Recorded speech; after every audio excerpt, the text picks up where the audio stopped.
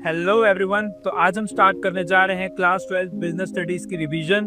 तो इस वीडियोस में हम सारे कॉन्सेप्ट्स अच्छे से समझेंगे, सारे कॉन्सेप्ट्स के अंदर के कीवर्ड्स देखेंगे, क्योंकि कीवर्ड्स ही तो मेन होते हैं जो आपको आंसर में लिखने होते हैं, और उन्हीं कीवर्ड से आप केस स्टडी भी समझोगे कि इसमें क्या लिखना है। और तो और जितने भी मेन टॉपिक्स हैं उनके कीवर्ड्स हम न्यूमोनिक्स के थ्रू याद भी करेंगे, ताकि आपको पेपर में लिखते टाइम कोई कंफ्यूजन ना रहे। तो चलिए अब बिना और टाइम वेस्ट करें स्टार्ट करते हैं। हमारे चैप्टर 1 है nature and significance of management. तो चलिए देखते हैं सबसे पहले मैनेजमेंट का मतलब क्या होता है।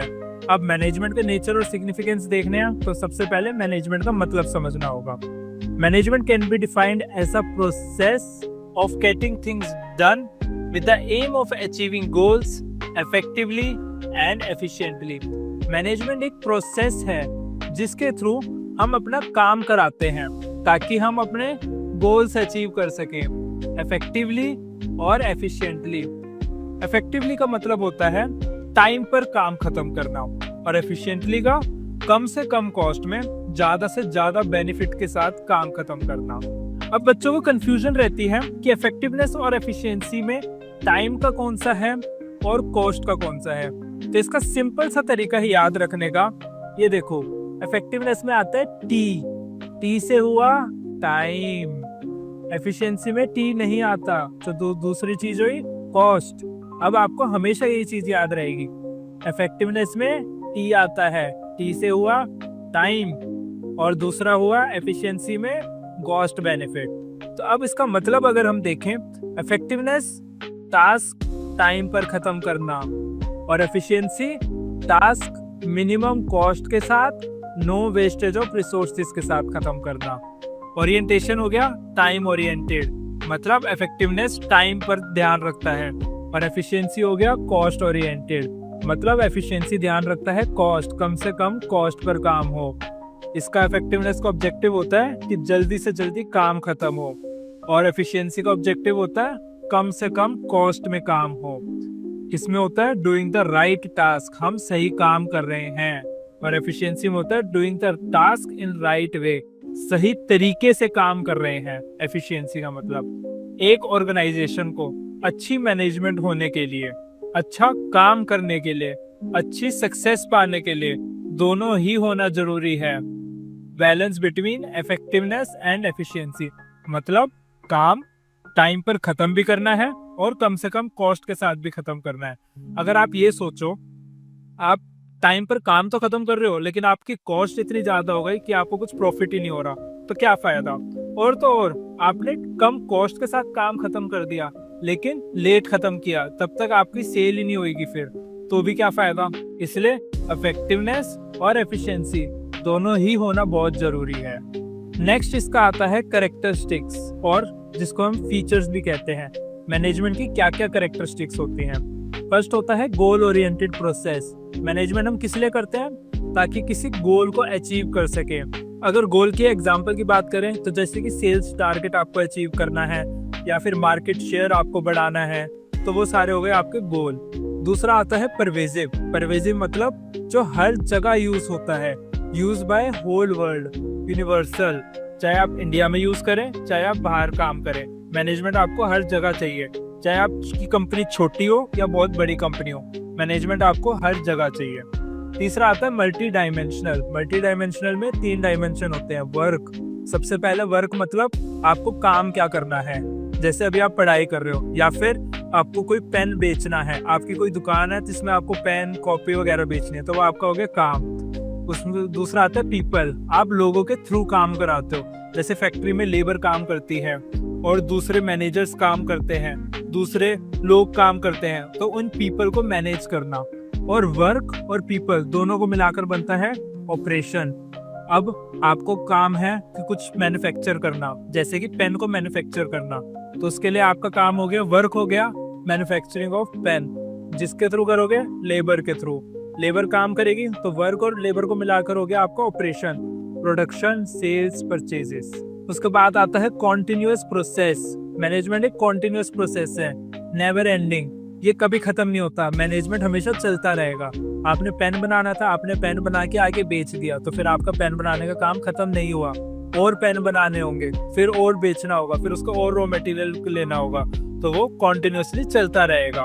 मैनेजमेंट इसे ग्रुप एक्टिविटी। मैनेजमेंट किसी एक बंदे का काम नहीं है। ऑर्गेनाइजेशन में सिर्फ एक बंदा काम नहीं कर रहा होता, अलग अलग काम होते हैं। प्रोडक्शन, सेल्स, मार्केटिंग, फाइनेंस, तो अलग अलग लोगों को काम करना, एक साथ लेकर चलना, उसे मैनेजमेंट कहते हैं।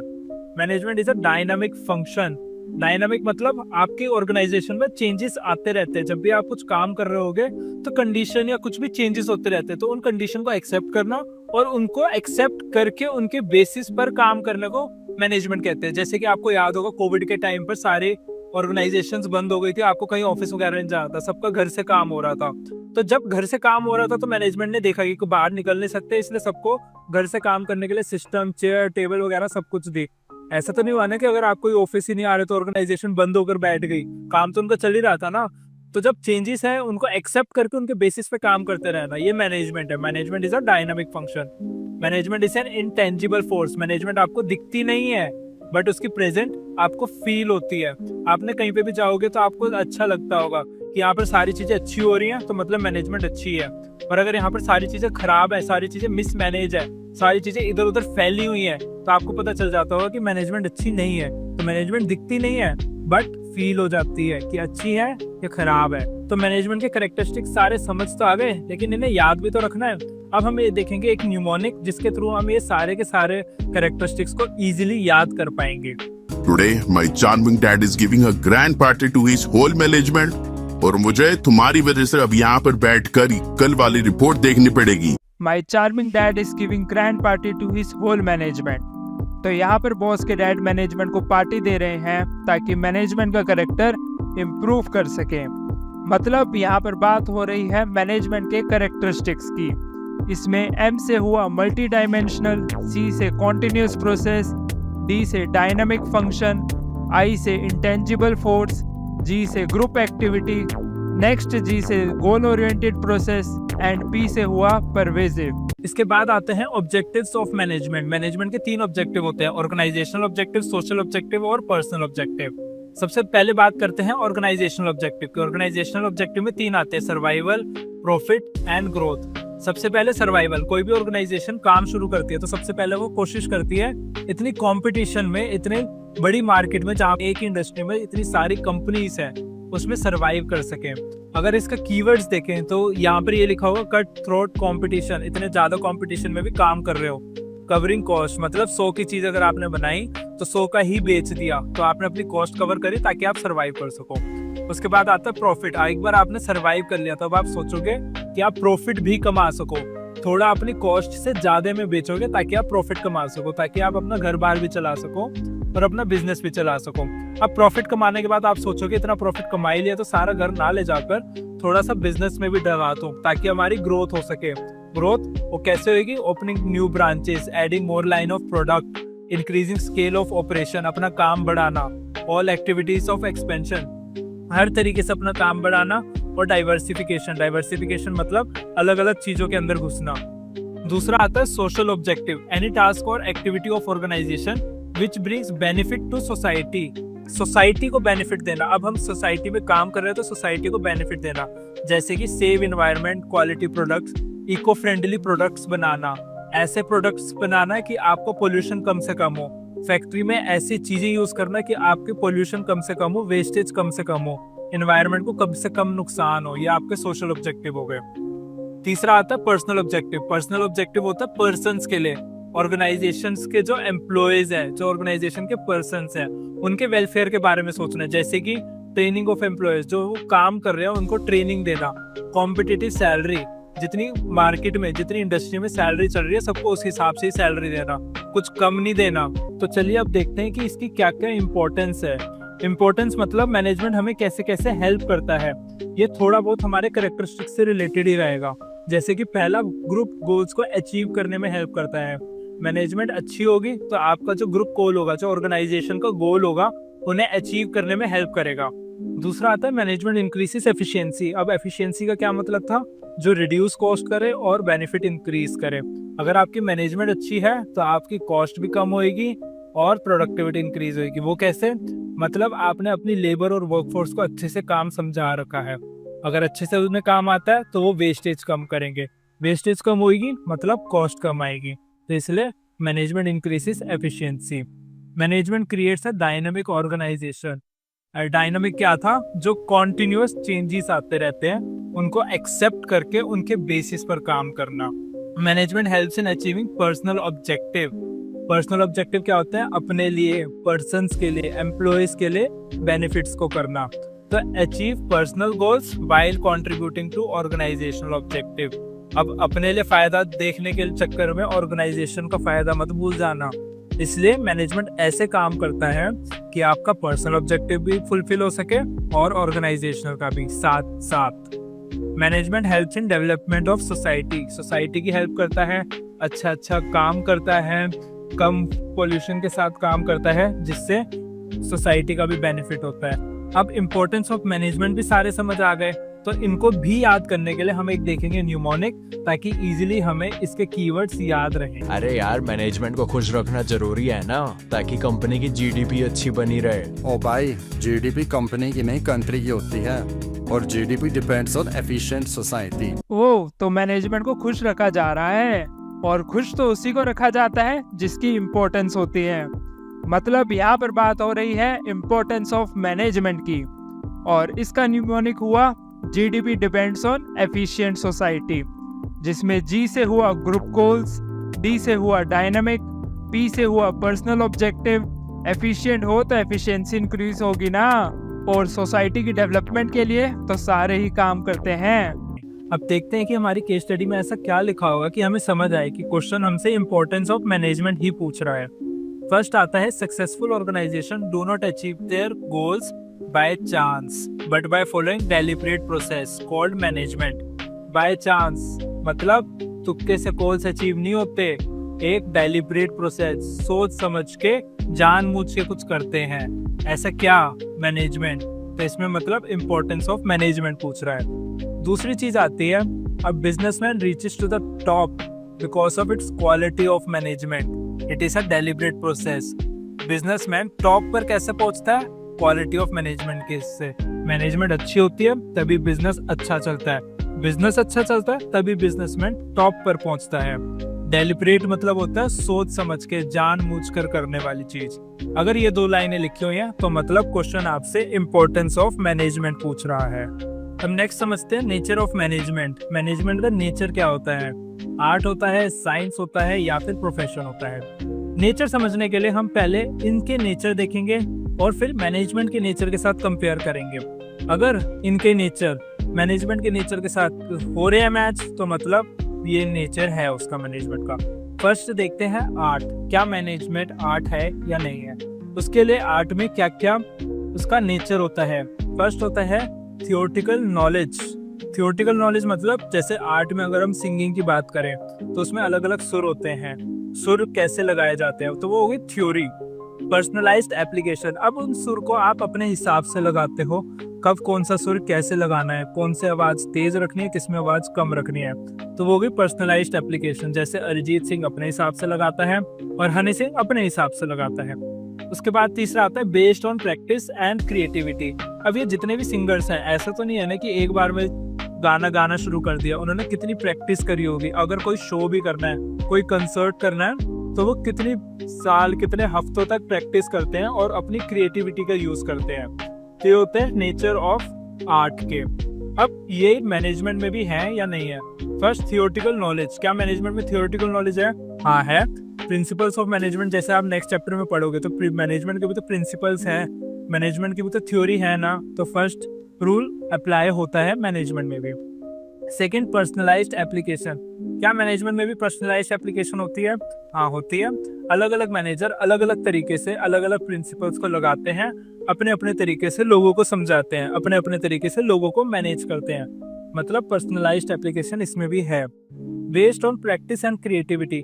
मैनेजमेंट में प्रैक्टिस एंड क्रिएटिविटी है। हाँ, जितना ज्यादा मैनेजर का एक्सपीरियंस होता है, जितने ज्यादा वो काम कर चुका होता है, उतना ज्यादा वो अच्छा वो मैनेज करता है। तो मतलब मैनेजमेंट में भी प्रैक्टिस एंड क्रिएटिविटी है। इसका मतलब है आर्ट के जो 3 फीचर्स हैं वो मैनेजमेंट में भी एज इट इज अप्लाई हो रहे हैं, तो हम मैनेजमेंट को आर्ट बोल सकते हैं। ठीक है, अब दूसरा आता है साइंस। क्या मैनेजमेंट साइंस है? तो चलिए देखते हैं। फर्स्ट आता है सिस्टमाइज्ड बॉडी ऑफ नॉलेज। जैसे कि लॉज होते हैं साइंस में, law of motion, gravity, Newton's law, इतने सारे लॉ होते हैं साइंस के अंदर, तो उसे सिस्टमाइज्ड बॉडी ऑफ नॉलेज है। दूसरा आता है प्रिंसिपल बेस्ड ऑन एक्सपेरिमेंट। अब जितने भी लॉ बने हैं, जितने भी प्रिंसिपल्स उसमें बने हैं साइंस में, ऐसा तो नहीं है ना कि एक बार जो करा उसका रिजल्ट आया उसको हमने लॉ बना दिया, नहीं ना, उसको हमने बार बार करा, अलग अलग टाइम पर करा, तो जब सेम रिजल्ट आया तो उसे लॉ बना दिया। Principles based on experimentation, experiment के ऊपर बेस्ड है ये सारे लॉ, सारे प्रिंसिपल। तीसरा आता है यूनिवर्सल वैलिडिटी। अब जो यहाँ पर लॉ है वो इंडिया में रहो या इंडिया से बाहर जाओ, कहीं पे भी यूज करो, लॉ तो सेम का सेम ही रहेगा, तो इसलिए यूनिवर्सल वैलिडिटी है इसकी। अब देखते हैं क्या ये नेचर साइंस का मैनेजमेंट में भी अप्लाई होता है या नहीं होता।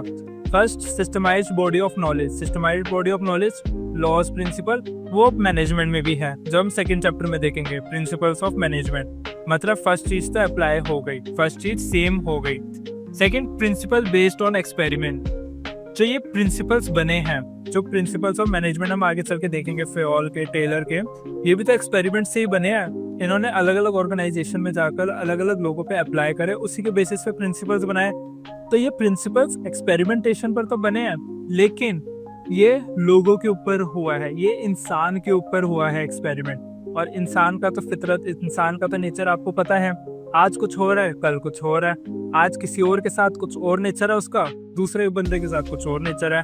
तो एक्सपेरिमेंट पे तो बना है, लेकिन रिजल्ट हमेशा सेम नहीं आता, क्योंकि इंसान की फितरत बदलती रहती है, इसलिए ये है भी और नहीं भी है। तो जो जनरल प्रिंसिपल्स हैं वो जनरल नेचर पे एक्सेप्ट हो सकते हैं, बट स्पेशली एक्सेप्ट नहीं हो सकते। Universal validity. यूनिवर्सल वैलिडिटी का मतलब होता है जो यहाँ पर अप्लाई हो रहा है वो बाहर भी अप्लाई हो रहा है। ऐसा तो कभी भी नहीं हो सकता। जिस तरीके से आप यहाँ के लोगों से काम करा रहे हो सकता है उस तरीके से बाहर के लोग काम ना करें, वो किसी और दूसरे तरीके से काम करें। मतलब ये वाला फीचर तो बिल्कुल भी नहीं हुआ। तब कुछ अप्लाई हो रहा है, कुछ नेचर साइंस के हैं मैनेजमेंट में, लेकिन सारे नहीं है, तो इसलिए इसे कहते हैं इनएग्जैक्ट साइंस या फिर इम्प्योर साइंस।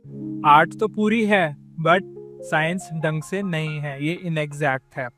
तीसरा आता है प्रोफेशन। प्रोफेशन कौन होता है? जैसे जो प्रोफेशनल्स होते हैं, जैसे डॉक्टर, चार्टर्ड अकाउंटेंट, लॉयर्स, ये सारे होते हैं प्रोफेशनल्स। अब इनके क्या क्या फीचर्स होते हैं? फर्स्ट होता है well defined body of knowledge. इनकी एक स्पेसिफिक पढ़ाई होती है, जैसे सीए बनने के लिए आपको सीए का पूरा कोर्स करना पड़ेगा, डॉक्टर बनने के लिए आपको एमबीबीएस करनी पड़ेगी, लॉयर बनने के लिए आपको एलएलबी करनी पड़ेगी। तो इनके well defined body of knowledge होता है। दूसरा होता है रिस्ट्रिक्टेड एंट्री। ऐसा नहीं है कि कोई भी डॉक्टर बन जाएगा, कोई भी सीए बन जाएगा, उसके लिए आपको पूरा कोर्स करना पड़ेगा और इनके एग्जाम्स पास करने पड़ेंगे। अगर आप एग्जाम्स पास कर लोगे तभी आप प्रोफेशनल बनोगे। उसके बाद आता है प्रोफेशनल एसोसिएशन। हर एक की प्रोफेशनल एसोसिएशन होती है, जैसे सीए की है ICAI, institute of chartered accountants of India. चौथा आता है एथिकल कोड ऑफ कंडक्ट। जितने भी प्रोफेशन होते हैं ना, उनके कोड ऑफ कंडक्ट होते हैं, रूल्स एंड रेगुलेशंस होते हैं कि आपको इस तरीके से ही काम करना है अगर आपको प्रोफेशनल में रहना है तो।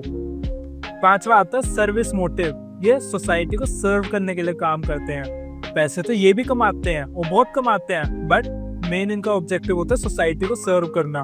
जैसे डॉक्टर की बात करें तो लोगों को हेल्थी रखना, उनकी हालत अगर खराब है, अगर वो बीमार है तो उनको सही करना। अगर हम ये सारे नेचर्स मैनेजमेंट के साथ कंपेयर करें तो first well defined body of knowledge. इसमें क्या well defined body of knowledge है? हाँ, जैसे कि आपको MBA कोर्स करते हैं बट कंपलसरी फिर भी नहीं है, तो फर्स्ट वैसे तो मैच हो ही रहा है। रिस्ट्रिक्टेड एंट्री, अगर इसमें देखा जाए तो आजकल लोग MBA को प्रेफर कर रहे हैं कि MBA अगर आपने कर रखी है तो आपको मैनेजर रख रहे हैं, लेकिन फिर भी कंपलसरी नहीं है ये। आप नॉन MBA भी हो तब भी आपको मैनेजर रखा जा सकता है, तो ये वाली कंडीशन कंपलसरी नहीं है, इसलिए अप्लाई नहीं होगी। प्रोफेशनल एसोसिएशन, मैनेजमेंट की भी प्रोफेशनल एसोसिएशन है AIMA, लेकिन आप इसके पार्ट हो या नहीं हो ये कंपलसरी नहीं है मैनेजर बनने के लिए, तो ये वाली कंडीशन भी अप्लाई नहीं होती क्योंकि कंपल्सन नहीं है।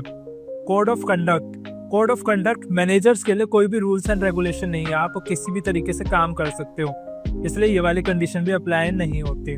सर्विस मोटिव, अब काफी मैनेजर्स ऐसे होते हैं जो ऑर्गेनाइजेशन के फायदे के साथ साथ सोसाइटी का भी फायदा करते हैं, लेकिन सारे मैनेजर्स ऐसा नहीं करते। सारे मैनेजर सोसाइटी के बारे में नहीं सोचते, वो सिर्फ अपना फायदा देखते हैं। तो इसलिए कुछ करते हैं कुछ नहीं करते, इसलिए ये वाली कंडीशन भी अप्लाई नहीं होती। तो मतलब प्रोफेशन तो बिल्कुल भी नहीं है, आर्ट है, साइंस इनएग्जैक्ट है, और प्रोफेशन तो बिल्कुल भी नहीं है। इसके बाद आता है लेवल्स ऑफ मैनेजमेंट। मैनेजमेंट के क्या क्या लेवल्स होते हैं। फर्स्ट आता है टॉप लेवल। टॉप लेवल में होते हैं सारे के सारे सीनियर मोस्ट एग्जीक्यूटिव्स, जैसे कि chairman, CEO, COO, president, vice president. इनका काम होता है पूरी की पूरी ऑर्गेनाइजेशन पे कंट्रोल रखना, अपनी कंपनी की इमेज अच्छी बनाकर रखना मार्केट में, अपनी ऑर्गेनाइजेशन के बारे में अच्छा सोचना ताकि वो अच्छे से चल सके। इनका मेन काम होता है प्लानिंग पर, पॉलिसी बनाने पर। अरेंज एवरीथिंग मतलब सारी चीज़ों का अरेंजमेंट करना। मान लो उसको फाइनेंस की जरूरत है तो फाइनेंस अरेंज करना, पैसे अरेंज करना, चाहे लोन लेकर करे चाहे इक्विटी शेयर्स करके करे। सेकंड आता है मिडिल लेवल। मिडिल लेवल में होते हैं सारे के सारे डिविजनल हेड्स, जैसे कि प्रोडक्शन मैनेजर्स या फिर प्लांट हेड भी आ सकते हैं इसमें। ये टॉप और लोअर लेवल के बीच का लिंक होता है। ये टॉप लेवल की सारी चीजें अपने लोअर लेवल तक पहुंचाता है। टॉप लेवल सारी की सारी चीजें प्लानिंग करता है और मिडिल का काम होता है उन चीजों को इम्प्लीमेंट करना, सारे के सारे प्लान्स और स्ट्रेटजीज पर कंट्रोल करना। Carry out the plans formulated bye top level managers. Top level जो मैनेजर्स प्लान बनाते हैं उनको कैरी आउट करना, उन्हें एग्जीक्यूट करना। तीसरा आता है lower level management. Lower level includes first line managers like foreman, supervisors. ये वो लोग होते हैं जो एक्चुअल में वर्कर से, एक्चुअल में लेबर से काम करा रहे होते हैं, वर्कफोर्स के एफर्ट्स को देखते हैं, सही से काम हो रहा है या नहीं हो रहा। ये वर्कर्स की सेफ्टी वगैरह का भी ध्यान रखते हैं। अगर कोई वर्कर, किसी लेबर को कोई भी दिक्कत होती है, कुछ भी अपनी बात ऊपर तक पहुंचानी होती है, तो वो लोअर लेवल मैनेजर्स के थ्रू ही पहुंचाता है। इसके बाद लास्ट टॉपिक आता है इस चैप्टर का कोऑर्डिनेशन। कोऑर्डिनेशन से केस स्टडी आने के चांसेस काफी रहते हैं। अब कोऑर्डिनेशन का मतलब क्या होता है? काफी स्टूडेंट्स कोऑर्डिनेशन और कोऑपरेशन के साथ मिक्स कर देते हैं। कोऑर्डिनेशन अलग चीज होती है, कोऑपरेशन अलग चीज होती है। कोऑर्डिनेशन होता है ऑर्गेनाइजेशनल लेवल पर और कोऑपरेशन होता है पर्सनल लेवल पर। जैसे कि मैं अगर एक एग्जांपल बताऊं, मैं अगर किसी कंपनी में काम कर रहा हूं तो उस काम, अगर मैं कभी छुट्टी पर हूं तो मेरे साथ वाला बंदा मेरा काम थोड़ा बहुत देख लेता है, ताकि अगर कभी वो छुट्टी पर होगा तो मैं देख लूंगा। तो हम आपस में कोऑर्डिनेशन बनाकर रखते हैं, एक दूसरे का काम थोड़ा बहुत देख लेते हैं। लेकिन वो बंदा मेरे को पर्सनली बिल्कुल भी पसंद नहीं है। एक दिन क्या हुआ, मैं घर जा रहा था, रात को लेट हो गए थे हम, रास्ते में कोई ऑटो वगैरह नहीं मिल रहा था, तो वो मेरे को से लिफ्ट मांग रहा था कि मेरे को आगे तक थोड़ा सा छोड़ दो। अब वो मेरे को पर्सनली बिल्कुल भी पसंद नहीं था, तो मैंने उसे नहीं छोड़ा, तो मैंने उसके साथ कोऑपरेट नहीं किया। कोऑर्डिनेट तो करता था मैं काम में, लेकिन मैं उसको पर्सनली पसंद नहीं करता था, इसलिए कोऑपरेट नहीं किया। तो ये डिफरेंस है कोऑर्डिनेशन और कोऑपरेशन में। कोऑर्डिनेशन होता है ऑर्गेनाइजेशनल लेवल पर और कोऑपरेशन होता है पर्सनल लेवल पर। कोऑर्डिनेशन का मतलब होता है bringing together the activities and resources of organisation. सारी एक्टिविटीज और ऑर्गेनाइजेशन के सारे रिसोर्सेज को एक साथ काम कराना हार्मनी में। मेन वर्ड है ये हार्मनी। हार्मनी मतलब एकता के साथ काम करना, आपस में लड़ाई झगड़ा ना हो, सब एकता के साथ सब मिलजुल कर काम करें, इसे कोऑर्डिनेशन कहते हैं। It is the essence of management. Essence मतलब मोस्ट एसेंशियल एलिमेंट। मैनेजमेंट में कोऑर्डिनेशन होना बहुत ज्यादा जरूरी है। It is the essence of management. अब कोऑर्डिनेशन के कैरेक्टरिस्टिक्स क्या हैं? Coordination integrates group efforts. Coordination रहेगा तभी तो ग्रुप में सब एक साथ काम कर पाएंगे। Coordination ensures unity of action. Coordination होगा तभी तो सबका एक्शन एक गोल की तरफ होगा। अगर कोऑर्डिनेशन नहीं होगा तो सब अलग अलग काम करते रहेंगे। Coordination is a continuous process. जैसे मैनेजमेंट कॉन्टिन्यूअस थी, वैसे कोऑर्डिनेशन भी कॉन्टिन्यूअस है। ऐसा नहीं है कि आपने 1 या 2 दिन किसी के साथ कोऑर्डिनेट करके काम कर लिया और बाकी के दिन आप कोऑर्डिनेट ही नहीं कर रहे। जब तक आप ऑर्गेनाइजेशन में काम कर रहे हो तब तक आपको करना ही करना है coordination. Coordination is an all pervasive function. Pervasive मतलब हर जगह चलेगी, चाहे आपकी छोटी ऑर्गेनाइजेशन हो चाहे बड़ी ऑर्गेनाइजेशन हो, चाहे आपकी प्रॉफिट मेकिंग हो या नॉन प्रॉफिट मेकिंग ऑर्गेनाइजेशन हो। कोऑर्डिनेशन तो हर जगह चाहिए। Coordination is the responsibility of all managers. ऐसा नहीं कि कोई एक मैनेजर ही कोऑर्डिनेट करेगा, जितने भी मैनेजर्स होंगे, जितने भी लोग होंगे ऑर्गेनाइजेशन में, सबको एक दूसरे के साथ कोऑर्डिनेट करके चलना पड़ेगा। Coordination is a deliberate function. Deliberate का मतलब जानबूझकर, सोच समझ के करने वाली चीज। ऐसा नहीं है कि अपने आप ही कोऑर्डिनेशन हो जाएगी, आपको सोच समझ के ऐसे काम करना है कि आप दूसरे बंदे के साथ कोऑर्डिनेट करके चलो। अब इन सारे कैरेक्टरिस्टिक्स को याद करने के लिए भी हम देखेंगे एक न्यूमोनिक, ताकि इजीली आपको ये सारे के सारे कैरेक्टरिस्टिक्स याद हो सके। Police control drugs in your college. Control कर रही है पुलिस? अरे आई मीन टू से कि पुलिस का कंट्रोल ऐसा है कि अगर कहीं भी इलीगली सेल हो रहा होता है ना, तो उन्हें पता चल जाता है। वो पूरा कोऑर्डिनेशन बरकरार रखते हैं अपने इन्फॉर्मर्स के साथ। ओके, तो पुलिस ने अपना पूरा कोऑर्डिनेशन बना रखा था अपने इन्फॉर्मर्स के साथ, और जैसे ही बिकने वाले थे उन्होंने वहां पर रेड मार दी। तो इस तरीके से पुलिस कंट्रोल्ड ड्रग्स, मतलब यहाँ पर बात हो रही है कैरेक्टरिस्टिक्स ऑफ कोऑर्डिनेशन की, और इसका निमोनिक हुआ पुलिस कंट्रोल्ड ड्रग्स, जिसमें पी से हुआ परवेजिव, सी से हुआ कॉन्टिन्यूस प्रोसेस, डी से हुआ डेलिब्रेट फंक्शन, आर से responsibility of all managers, you से यूनिटी ऑफ एक्शन, जी से ग्रुप एफर्ट्स। अब चलते हैं आखिरी स्लाइड पर, जो कि है इंपॉर्टेंस ऑफ कोऑर्डिनेशन। फर्स्ट आता है ग्रोथ इन साइज। जैसे जैसे आपके ऑर्गेनाइजेशन का साइज बढ़ता रहेगा, कोऑर्डिनेशन की रिक्वायरमेंट और ज्यादा बढ़ती रहेगी, क्योंकि जैसे जैसे ऑर्गेनाइजेशन का साइज बढ़ेगा, वैसे वैसे ऑर्गेनाइजेशन में लोग बढ़ेंगे, वैसे वैसे एम्प्लॉयज बढ़ेंगे। तो कम लोगों में कोऑर्डिनेशन करना इजी होगा, ज्यादा लोगों में कोऑर्डिनेशन करना मुश्किल होगा। तो ज्यादा लोग हैं तो कोऑर्डिनेशन की इंपॉर्टेंस बढ़ जाएगी। दूसरा आता है फंक्शनल डिफरेंशिएशन।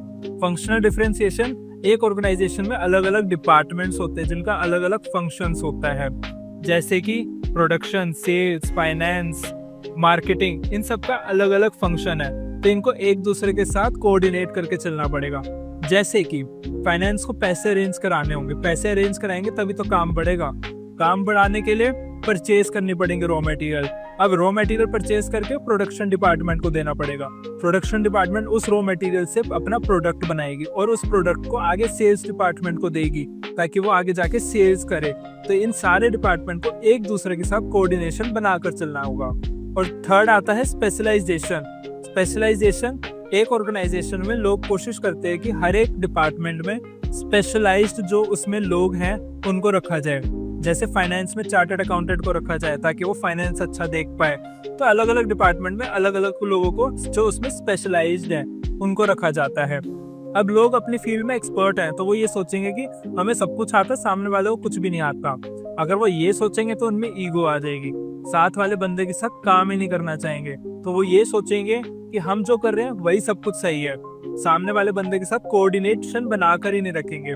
तो इसलिए स्पेशलाइजेशन के लिए इम्पोर्टेंस है कोऑर्डिनेशन की, ताकि अलग अलग एक्सपर्ट्स, अलग अलग लोग एक दूसरे के साथ कोऑर्डिनेशन में काम कर सकें, ताकि अपने सारे डिसीजन सही ले सकें, ताकि ऑर्गेनाइजेशन की ग्रोथ हो सके।